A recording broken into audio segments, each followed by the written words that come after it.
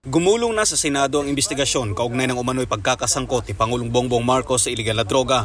Dito, walang takot na inihayag ng dating PIDEA agent na si Jonathan Morales ang kanyang nalalaman patungkol sa ibinigay na impormasyon ng confidential informant kaugnay ng sinasabing paggamit ng isang alias Bonget ng white powdery substance kasamang artistang si Marcel Soriano sa isang condo unit sa Rockwell, Makati City. Dahil dito, nababahala ang grupong Anti-Crime and Community Emergency ang Response Team o AZERT. Giit nila, Pangulo na ng bansa ang mismong sangkot dito. Nakakabahala yun. Isang malaking pagkabahala sa amin na dapat ito ay mabigyan ng tuldok, no, at ma-clear. Dahil hindi siya pwedeng mamuno kung hindi mabigyan ng clearance yung kanyang pangalan. Dahil hindi niya pwedeng labanan, sugpuin. Ang isang malaking problemang ito sa ating bansa, ang droga, kung siya mismo ay naku-question yung kanyang integridad patungkol dito. Ayon kay Edwin Manite, Vice President for Operations ng grupong AZERT, patunay nito ang patuloy na pagtaas ng naitatalang krimen ngayon sa bansa.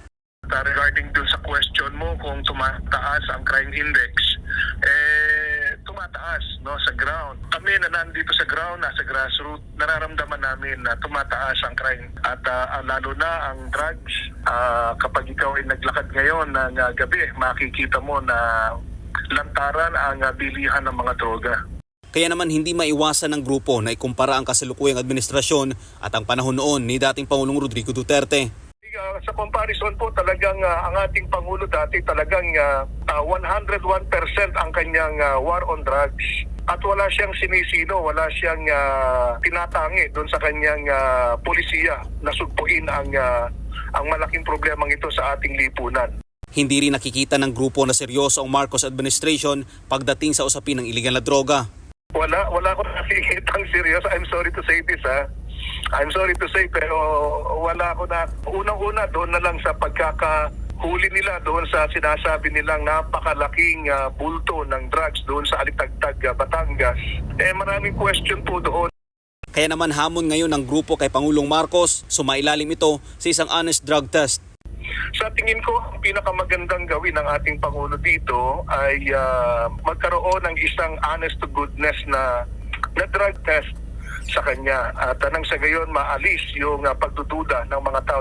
Maliban dito, iminungkahi din nila na dapat isama sa requirements sa mga kakandidato tuwing eleksyon ang drug testing.